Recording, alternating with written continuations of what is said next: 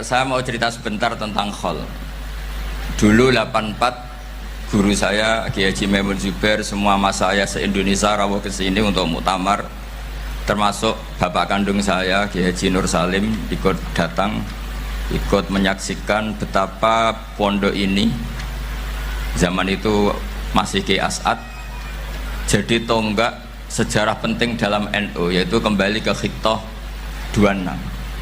Kita tahu NU dulu itu ormas, kemudian era Gus Wahid jadi partai politik, era Gus Dur karena saran beberapa kiai, wafi muqaddimihim ada Kiai As'ad, Kiai Ahmad Siddiq dan beberapa kiai, kembali lagi ke Khittah 26, yaitu menjadi ormas, organisasi masyarakat yang menaungi, yang mengayomi, yang menganjurkan mazhab ahli sunnah wal jamaah.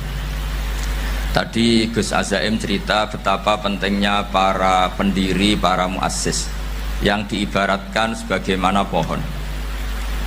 Saya masih ingat Dawe Mbah Mun. Saya nanti cerita mas saya sebentar, terus cerita kitab Al-Ataqoh As-Somadiyah dikarang Said Muhammad, fawaidnya maksudnya. Kalau Islam Arab, ini kata Mbah Mun, kalau Islam Arab itu contohnya kayak pohon kurma, jadi kuat. Dan wajah tasbihnya itu di daunnya tidak jatuh. Tapi kalau Islam Indonesia kata Mbah Mun itu kayak padi, jadi ya agak doyong-doyong sedikit gitu. Jadi untuk menghadapi angin besar itu pilihannya dua, Anda kekar kayak kurma atau fleksibel kayak padi. Jadi ya doyong-doyong sithik gitu ya. Ada koruptor sowan, salam templeknya ya diterima gitu ya. Ada calon bupati cantik ya didukung, pokoknya agak-agak doyong gitu. Tapi baru kayak doyong itu nggak bisa roboh karena fleksibel.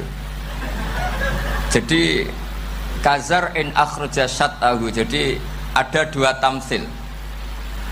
Karena memang menghadapi orang fasik, orang dolim ini, kita sebagai ulama itu ya kebingungan. Ini mungkin Ki Afif bisa bahsul masail ini. Karena pertanyaannya gini, saya berkali-kali digojlok sama bapak saya. Berteman orang fasik hukumnya gimana? Pasti dijawab haram. Tapi kalau pertanyaannya dibalik, membina orang fasik hukumnya gimana? Baik. Dan bisa membina kalau berteman.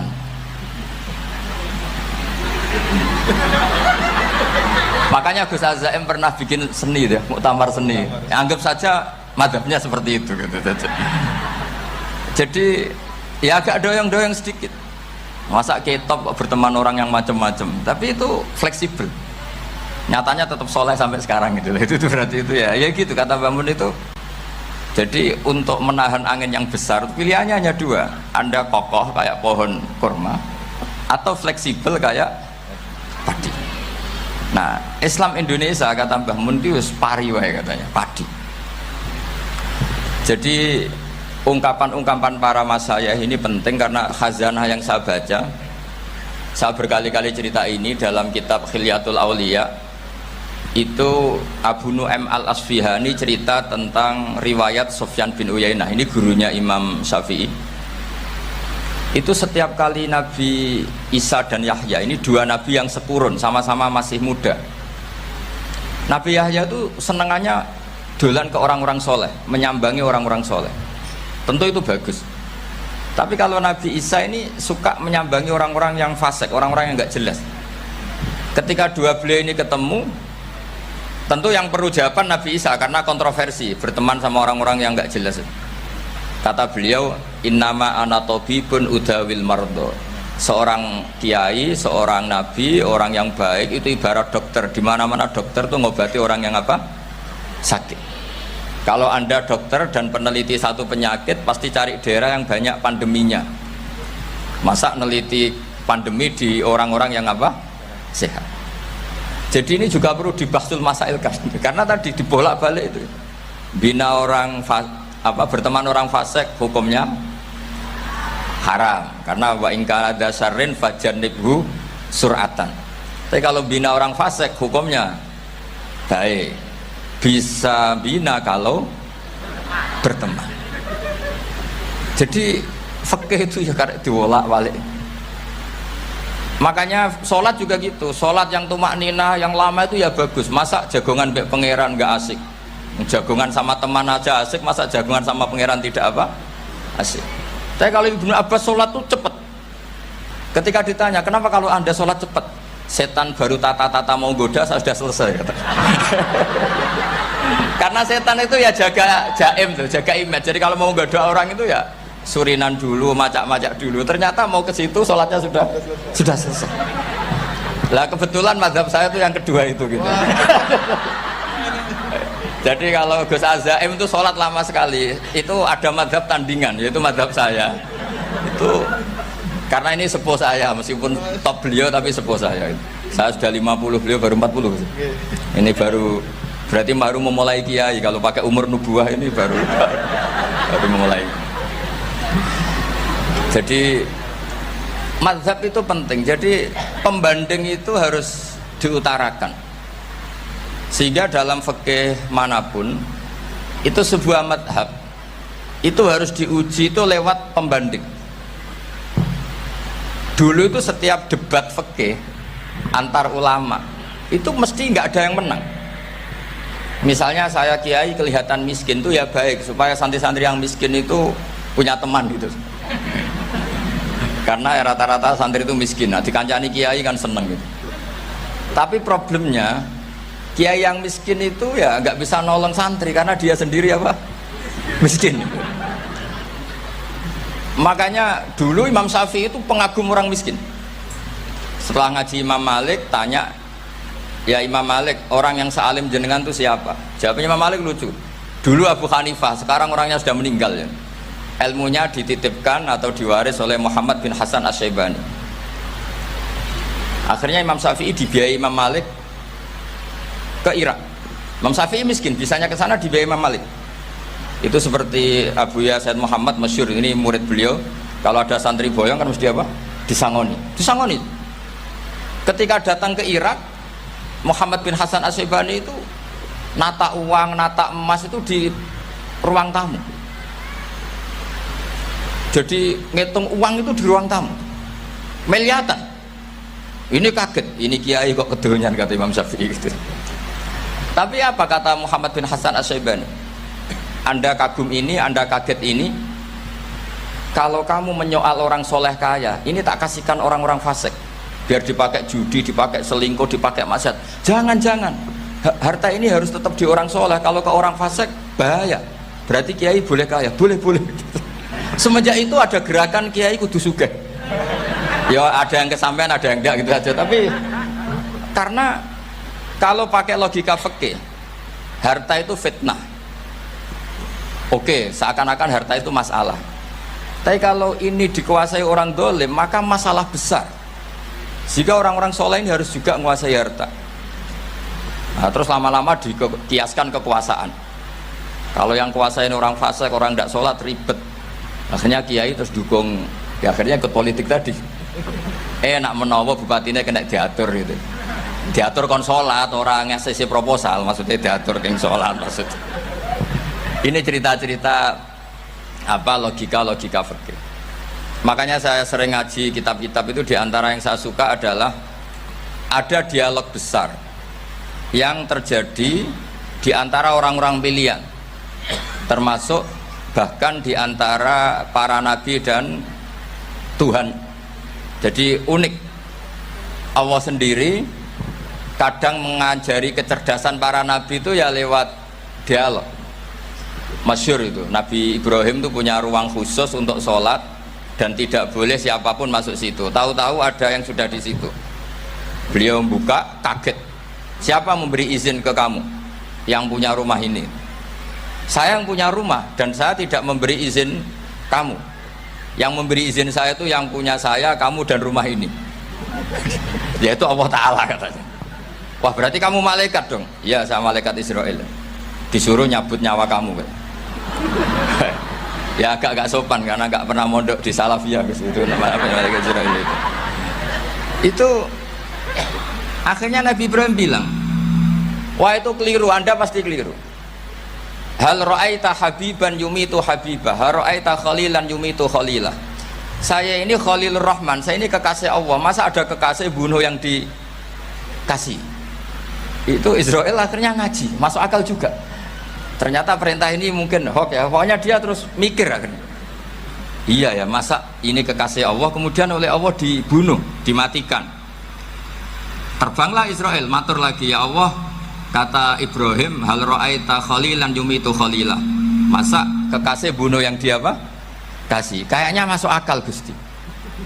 Mulai ngaji lah kira-kira gitu malaikat itu. Akhirnya oleh Allah dijawab, ya sudah begini, kamu datang ke Ibrahim bilang, hal ra'aita habiban yakrahu ayyalqa habibah. Masa kekasih tidak siap ketemu yang dikasih? Nah, jadi akhirnya Nabi Ibrahim, Israel datang lagi. Logikanya sekarang nggak gitu, begini katanya, diajarin. Hal ra'aita habiban yakrahu ayyalqa habibah. Masa kekasih tidak siap ketemu yang dikasih? Terus kata Ibrahim, oke, ya terus mau meninggal.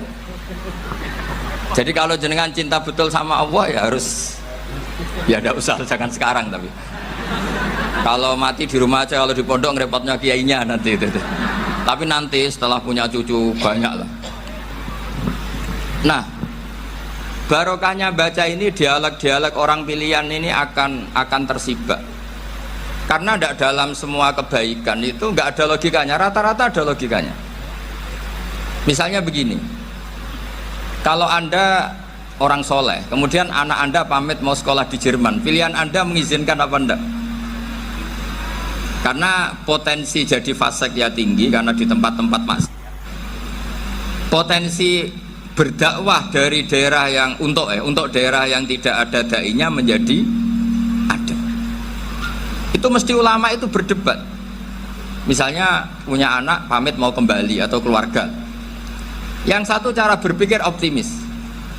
Awal ada dai di beberapa negara Eropa itu ya barokahnya imigran, pekerja, mahasiswa. Dan semua itu bumi Allah, harus ada tasbih, harus ada tahmid. Dan itu harus dimulai dari kemauan atau mengizinkan anak asuh kita ke sana. Tapi di sisi yang lain potensi jadi fasik itu tinggi sekali. Pemana iman pas-pasan. Nah, hal-hal seperti ini itu pasti jadi perdebatan. Dan kita harus menjawab. Dan tadi kayaknya di semua Basul Masail Pondok Salafiyah jawabnya pede semua, nggak ada ragu, nggak ada khilaf. Baguslah kalau pede.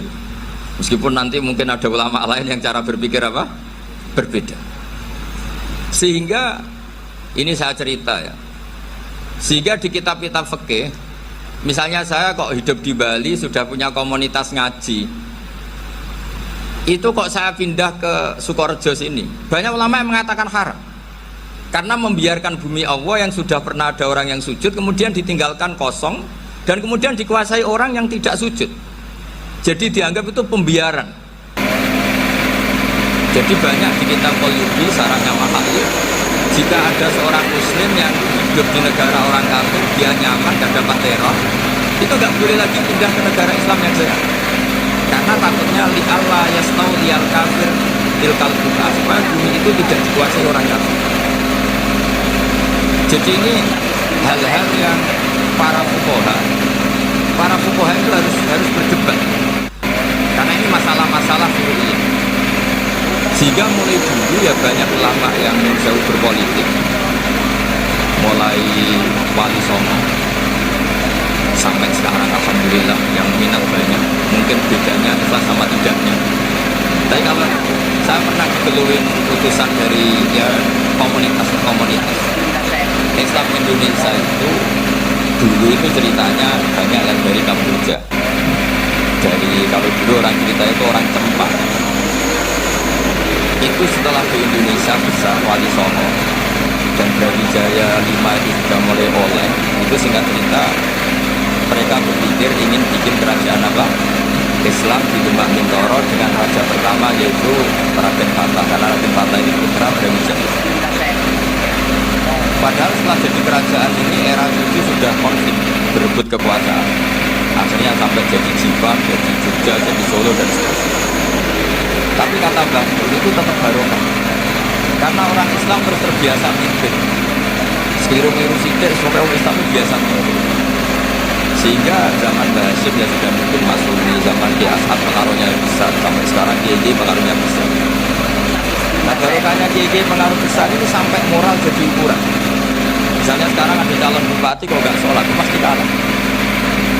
Jadi sholat itu jadi tolok ukur untuk calon apa? Bupati.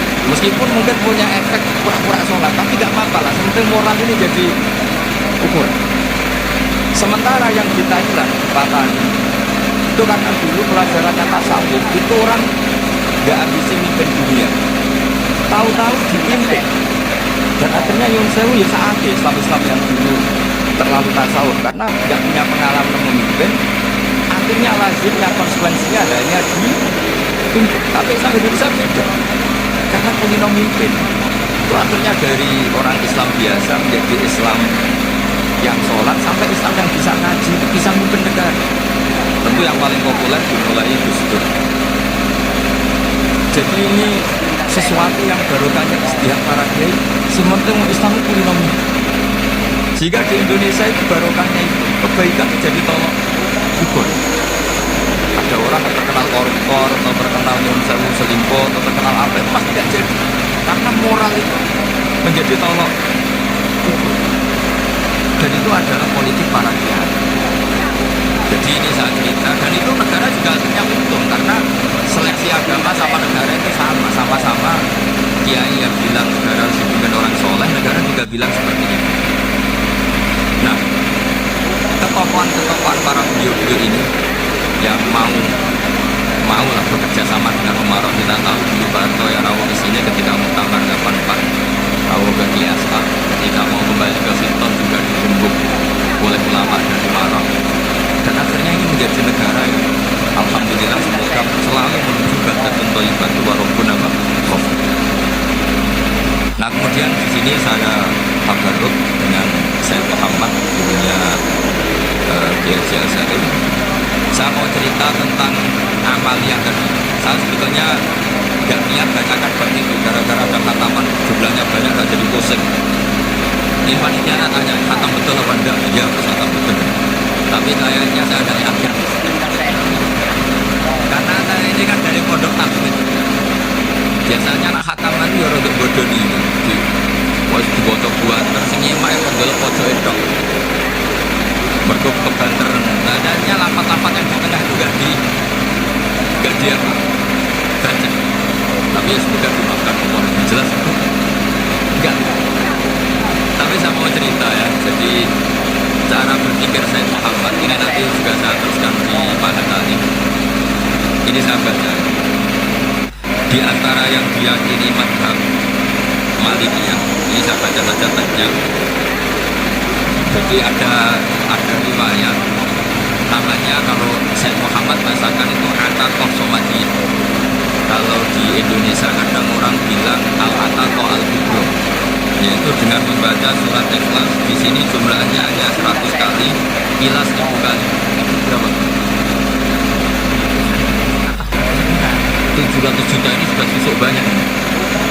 Di sini hanya 40, riwayat lagi 100, 1000. Bersama lagi berapa? 800 juta. Wah ini sudah susuk. Itu anak cucu sampean pasti masuk surga. Ini saya baca, ini kitabnya Syekh Muhammad. Suratul Ikhlasi wal Ibku minan nar. Akhrajat Tabrani fil Kabir an Sirus ad-Dailami wa Ibnu Uddin Najasi.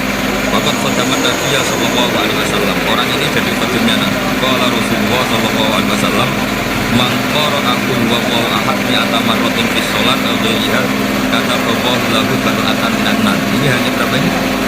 Mi'ata marrat. Berarti kalau satu orang itu cukup 100, berarti sudah untuk 7 turunan. Ya, untuk 7 turunan cukup. Untuk 7 turunan. Ini sudah susuk, ini sudah susuk. Nah ini tak cari pembenarannya, ini supaya keren. Ini di halaman 188 Abwabul Farad. Warwa Ibrahim bin Muhammad Al-Khiyari fi Fawaidhi an Hudzaifah marfu'an. Man qara'a qul huwallahu ahad alfa marratin faqad ishtara nafsahu min Allah. Berarti 100, ada riwayat lagi 1000. Nanti tak carikan tadi yang berapa?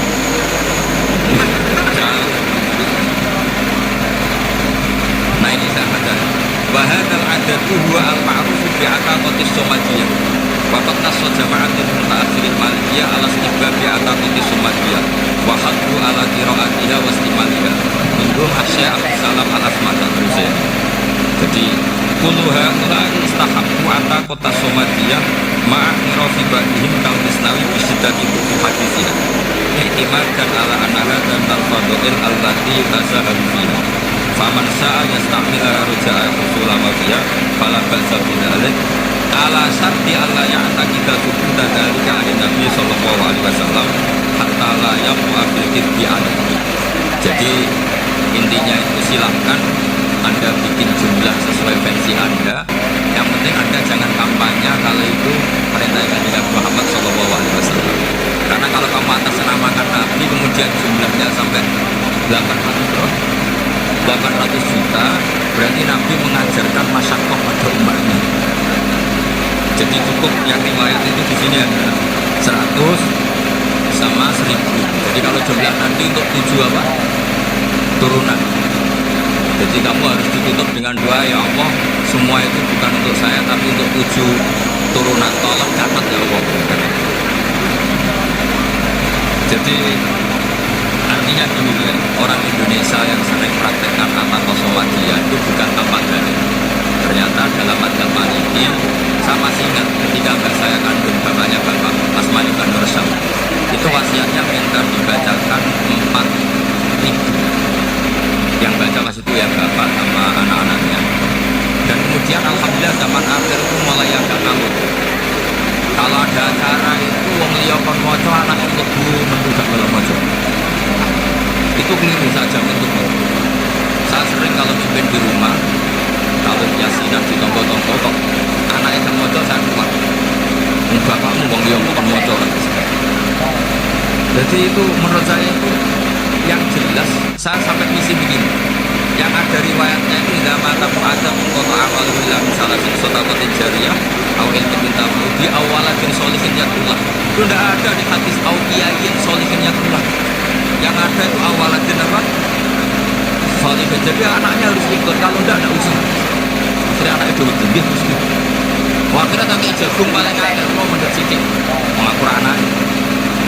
Kadang-kadang enggak, orang lain baca buahnya anaknya mau lebih metu mau enggak tamu berokokan. Dia harus ditobatkan. Keliru itu. Karena nasnya bukan awliyain solihin tapi awalatin solihin. Ini bukan provokator, ini memang dia. Nah terus tentang tadi la ilaha illallah yang dijauhkan Gus Azhar ini. La ilaha illallah itu penting sekali, cuma saya mohon itu diilmoni. Jadi dulu kalimat ini menjadi spesial karena diilmoni, karena dimulai dari fa'lam annahu la ilaha illallah. Terusannya ayat wastaghfir lidzambika wa lil mu'minina wal mu'minat. Saya ulang lagi. Terusannya ayat wastaghfir lidzambika wa lil mu'minina wal mu'minat.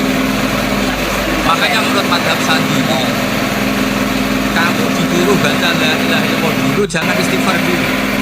Saya ulang lagi ya. Dalam madzhab Sadiliyah itu la ilaha illallah dulu, nggak boleh istighfar dulu. Alasannya masuk akal. Orang yang kafir 70 tahun itu sekali baca la ilaha illallah itu langsung yufar lahu ma qad salah. Sehingga la ilaha illallah sendiri sudah punya kekuatan supaya bisa kita diampuni. Qul lil ladzina kafaru yantahu yufar lahu ma qad salah.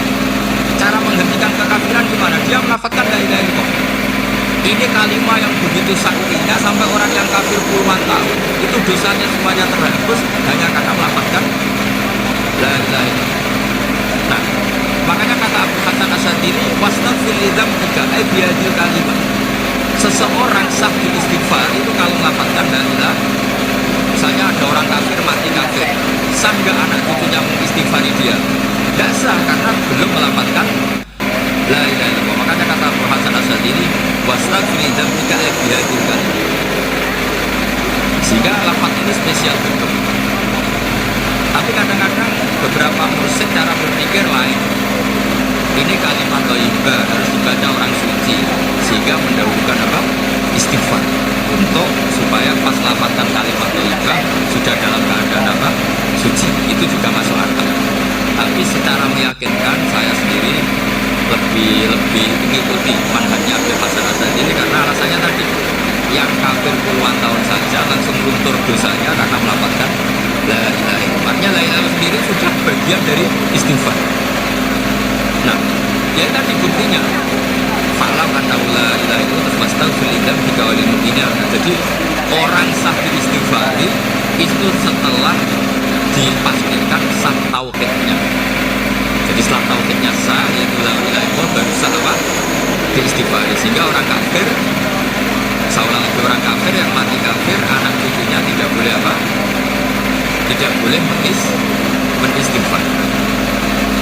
Terus saran saya kedua, la ilaha illallah itu filosofinya itu nafyun li uluhiyati ghairillah wa isbatun li uluhiyatillah wahdah. Filosofi la ilaha illallah itu gimana? Menafikan semua selain Allah itu tidak Tuhan dan hanya menuhankan Allah semata. Yaitu caranya gimana? Caranya kita harus terbiasa ini, karena tadi saya dibilangin panitia ini rata-rata mustameknya atau mustamiatnya ini santri. Caranya gimana? Dilatih pakai logika. Saya berkali-kali cerita kalau ngaji, saya sekaligus kampanye. Allah itu Tuhan yang begitu fair. Untuk menjadi Tuhan, Allah mempersilahkan ada kualifikasi Tuhan. Jadi boleh dikompetisikan, itu boleh, kata Allah. Gak apa-apa kamu ngaku Tuhan, kata Allah. Tapi nak ngaku pangeran paling gak ya direputasi lah. Ada verifikasinya. Dimulai dari apa? Ya kalau jadi Tuhan itu setidaknya bikin langit bumi, aturannya gitu. Jadi kalau daftar bupati ya daftar lah ke KPU. Masa tahu-tahu jadi apa? Tuhan, kemudian tidak punya prestasi bikin langit bumi. Sehingga Allah itu cara ngedikan dia Kul arwa'aikum wa tad'una min dunillah aruni ma khalaqu minal ardi am lakum syirkun fis sama. Coba yang kamu tuhankan selain saya, prestasinya apa? Ketika saya bikin bumi itu apa itu bikin? Terus am lakum syirkun fis samawat. Kalau bikin langit, kalau nggak bisa ya urun. Urun semen apa urun bego, pokoknya urun. Urun orang, bumi orang, ngerti-ngerti kamu jadi pangeran. Nah itu hal kuburan aku. Jadi ya kan ya lucu kan, misalnya syaratnya ini salafnya kan keluarga biasa, cucunya ngaji ngalim. Orang keluarga biasa, aku kiai utama di salafiyah, gue mesti di penjara. Lah ya gak gawe langit bumi, gak gawe prestasi, terus aku sebagai apa? Tuh. Sehingga fair. Makanya saya berkali-kali cerita. Jubair bin Mut'im itu punya anak namanya Muhammad. Ini sudah orang alim, Muhammad bin Jubair bin Mut'im. Itu cerita awala Islamian. Mut'im itu orang pinter sekali. Saking pinternya dia jadi delegasinya orang Quraisy datang ke Rasulullah sebagai negosiator untuk membebaskan Asra Badrin, tawanan perang apa? Badr. Yang namanya disuruh itu pasti orang pinter. Tapi apa yang terjadi ketika nginep di masjid, karena zaman itu gak ada hotel, nanti jadi jajar orang muslim nginep di masjid, tinggal di mana? Maksud masa itu. Zaman itu mau tidak mau, kalau sekarang kan ada hotel, kiai juga punya wisma. Apa yang terjadi? Orang ini cerdas sekali. Dan delalah Nabi pas sholat maghrib itu baca waktur wa kitabim mastur sampai am khalaqis samawati wal ardh. Ya kalau kamu jadi Tuhan ya setidaknya menciptakan langit bumi. Namanya jadi Tuhan ya ada persyaratan. Paling tidak punya reputasi menciptakan langit. Atau kalau jadi Tuhan setidaknya reputasinya itu tidak diciptakan yang lain. Amkuliku min ghairi syai'in. Ini jadi Tuhan punya bapak, punya ibu. Ini jadi Tuhan melahirnya di bumi. Ada tanggal lahirnya, ada tahun. Masa jadi Tuhan kok di bumi ya? Kok ya maksud? Akhirnya Nabi ketika salam sholat maghrib dia datang, ya Rasulullah, akalku habis oleh ayat yang barusan kau baca. Sudah saya Islam saja. Argumentasi selain Allah Tuhan itu batal. Itu saya mohon santri salafnya itu baca Quran sampai seperti itu. Jadi jangan hanya hataman banyak-banyakan maksudnya. Ini bukan nyindir, ini ngamuk ini. Jadi ya hatamannya tak sudah 1000 atau berapa rasakan banyak juga kasihan malaikat yang nyatet kan. Wong baru subhanallah alhamdulillah aja di teks hadisnya kan abad al malaikat itu baru subhanallah alhamdulillah itu sudah mencapai kan malaikat. Makanya saya wiridan larang-larang kasihan malaikat karena nanti jadi itu ya ada madhabnya jadi kalau bisa zaim sholat lama tak saya ini sholat cepet sama-sama ada madhabnya. Yang cepet gak ada tadi setan pas tata-tata mau goda pas rukuk saya sudah itidal, mau goda itidal saya sudah sujud pusing. Tapi jangan tiru ini madhab yang agak-agak khusus lah sudah cara orang Madura agak khilaf khilafnya agak khilaf. Tapi saya ingin sampai kalau ngaji Quran itu dilatih berlogika. Jadi Allah itu fair. Gak apa-apa kalian ngaku Tuhan itu gak apa-apa, tapi tunjukkan prestasi kamu apa. Arni madza khalaqu minal ardi am lahum syirkun fis sama. Am khalaqus samawati wal ardh. Diulang lagi, am khuliqu min ghairi syai'in. Setidaknya kalau jadi Tuhan itu ya gak butuh yang lain. Masa jadi Tuhan wujudnya saja butuh orang lain, butuh bumi, eksistensinya butuh makan, butuh minum. Makanya Allah cara meniadakan uluhiyah selainnya, Allah redaksinya mengenaskan. Itu tadi dengan cara-cara seperti itu. Sebagian ayat disebutkan ma asyadduhum khalqas samawati wal ardi wala khalqa anfusihim. Wong Tuhan kok nggak punya reputasi bikin langit, bikin bumi, bahkan untuk menciptakan dirinya sendiri saja nggak bisa. Ya sudah lah, kamu tidak usah ngaku Tuhan, nggak level kan ya tahu gitu. Akhirnya terus ditemukan Tuhan yang sejati, yaitu wal awwal wal akhir wal zahir wal. Itu yang mut'im ini tadi, termasuk orang yang sangat cerdas sekali. Padahal bacanya bukan pas masuk masa enggak, tapi pas sholat maghrib. Juga bukan pas ceramah enggak, tapi itu didengar. Makanya termasuk ini spesial untuk hormat saya kepada Kias. Makanya saya ini kalau mentafsir santri-santri ini agak sensitif, tapi sudah saya tidak perlu takut tentang. Saya termasuk kenapa saya ingin jadi ahli tafsir, tentu yang membentuk itu Mbak Maimun dan bapak saya. Bapak saya itu hafal Quran, nggak hafal Fatihah, saking senangnya Quran. Mungkin bisa kamu saingi. Itu adalah orang kafir itu bisa paham Quran, itu sangat menyinggung saya. Orang kafir itu bisa paham Quran. Ketika umat Islam itu karena mendengar apa coba? Mendengar apa? Quran. Dan itu masih kafir apa sudah Islam? Masih kafir karena kalimat-kalimat yang di Quran itu begitu jelas wal kitabil mubin sehingga didengarkan orang kafir pun tuh ngefek. Makanya ketika Umar datang ke saudara putrinya, saudari putrinya, kemudian dengar ulama anzalna alaikal Quran apa kita itu dia terus iman. Begitu juga Mut'im. Itu ketika dengar Nabi baca surat At-Tur yang langsung iman.